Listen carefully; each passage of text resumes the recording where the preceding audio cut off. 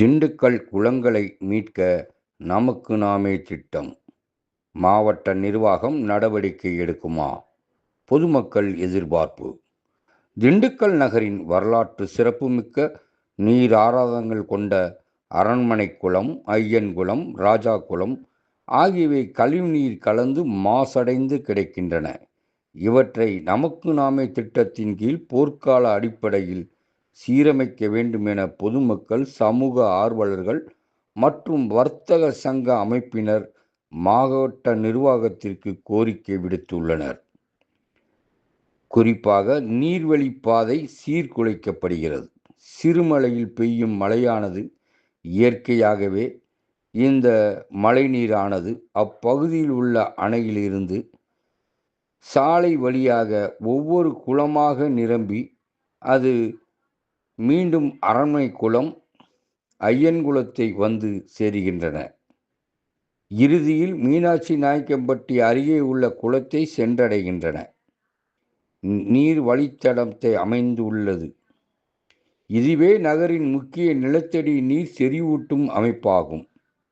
ஆனால் தற்போது குடியிருப்பு மற்றும் வணிகப் பகுதிகளில் இருந்து வெளியேறும் கழிவு நீர் நேரடியாக இந்த குளங்களில் கலப்பதால் குளங்கள் முழுவதும் சாக்கடை நீராக மாறி துர்நாற்றம் வீசுகிறது.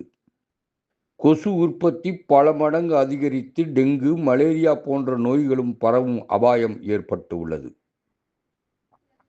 நமக்கு நாமே திட்டத்தில் தீர்வு கிடைக்கும். இந்த அவல நிலையை போக்க மாவட்ட நிர்வாகம் நமக்கு நாமே திட்டத்தை செயல்படுத்த முன்வர வேண்டும் என பொதுமக்கள் கோருகின்றனர். இந்த திட்டம் செயல்பட்டால் திண்டுக்கல் வர்த்தக சங்கம், கல்வி நிறுவனங்கள், சமூக அமைப்புகள் மற்றும் பொதுமக்கள் இணைந்து உடல் உழைப்பையும் மற்றும் நிதி உதவி வழங்க தயாராக இருப்பதாக உறுதியளித்து உள்ளனர். 3 குளங்களையும் முழுமையாக தூர்வாரி கரைகளை பலப்படுத்தி ஆக்கிரமிப்புகளை அகற்ற வேண்டும்.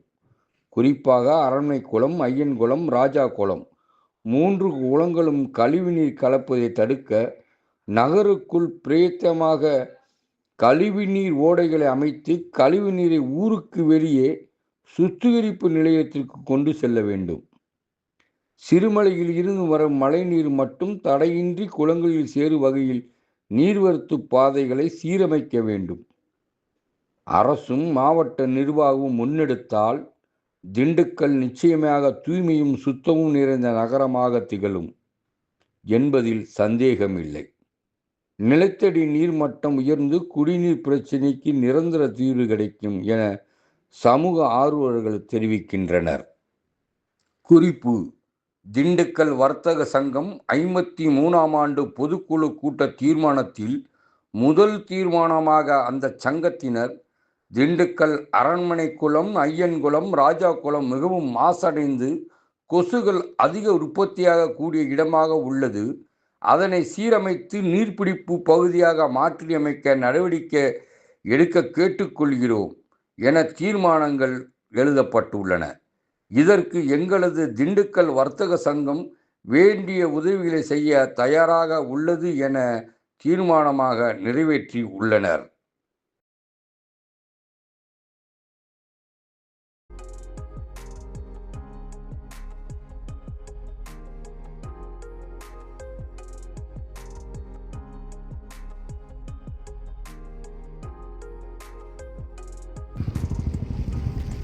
என் பேர் ஜெயபாலுங்க. நான் திண்டுக்கல்லில் எல்லா வளங்களும் இருந்து குறிப்பாக நடு மையத்தில் 2 பகுதியில் இருக்கக்கூடிய மக்கள் மட்டும் ரொம்ப சிரமப்படுறாங்க. அது எந்த பகுதினா, 1 அரண்மனை குளம், 2 ஐயங்குளம். இது ஏன் இப்படி சிரமப்படுறாங்கன்னு பார்த்தீங்கன்னா, அந்த குளத்தில் ஆகாய தாமரை நிறையா பூத்து நிறையா கிடைக்கிறதுனால கொசுக்கள் தொல்லை அதிகமாக வளர்ந்துக்கிட்டே இருக்குது. இந்த கொசுக்கை யார் கட்டுப்படுத்துறதுக்கான நகராட்சி சுத்தமாக கிடையாது. காலங்காலமாக இது தொடர்ந்து போயிட்டே இருக்குது.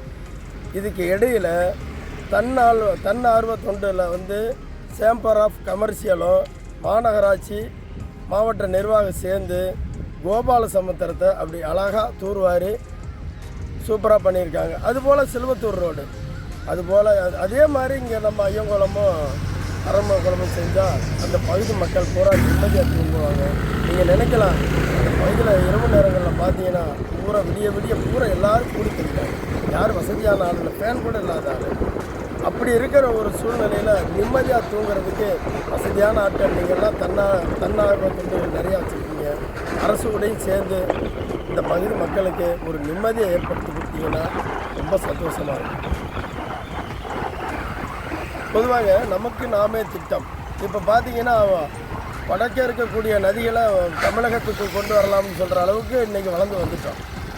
இப்போ நமக்கு நாமே திட்டத்தை சொல்லும்போது மழை காலங்களில் சிறுமலையில் இருக்கக்கூடிய நீர் அப்படியே ஒவ்வொரு குளமாக அப்படியே வந்து கடைசியாக இறுதியாக இங்கே இவங்களை இப்போ இதுக்கு கால்வாய்கள் அமைச்சு அப்படியே கொண்டு போயிட்டோம்னா கொடவநாத்துக்கு கொண்டு தரலாம். இவ்வளவோ திட்டங்கள் இருக்குது. இது ஒரு சும்மா ஒரு 4 கிலோமீட்டர் 5 கிலோமீட்டர் நகர்ப்புறமும் மிக அருமையாக இருக்கும்.